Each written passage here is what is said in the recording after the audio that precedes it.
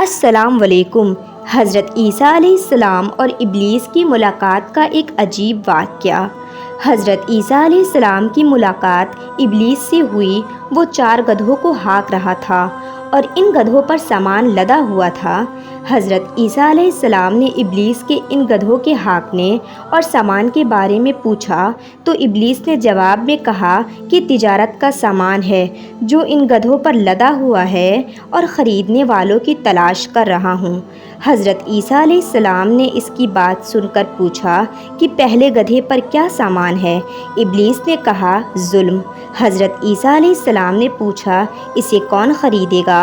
تو ابلیس نے کہا بادشاہ۔ دوسرے گدھے کے بارے میں پوچھا کہ اس پر کیا لدا ہے؟ تو ابلیس نے کہا کہ حسد۔ تو حضرت عیسیٰ علیہ السلام نے پوچھا کہ اسے کون خریدے گا؟ تو شیطان کہنے لگا کہ عالم۔ حضرت عیسیٰ علیہ السلام نے پوچھا کہ اس تیسرے گدھے پر کیا لدا ہے؟ تو ابلیس نے کہا کہ خیانت۔ حضرت عیسیٰ علیہ السلام نے فرمایا کہ اسے کون خریدے گا؟ تو شیطان نے کہا تاجر۔ پھر حضرت عیسیٰ علیہ السلام نے چوتھے گدھے کے بارے میں پوچھا کہ اس پر کیا لاد رکھا؟ تو ابلیس نے کہا کہ مکر و فریب۔ حضرت عیسیٰ علیہ السلام نے پوچھا کہ اسے کون خریدے گا؟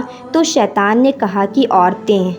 تو اللہ سے میری دعا ہے کہ اللہ شیطان کے اس مال سے ہم سب کی حفاظت فرمائے۔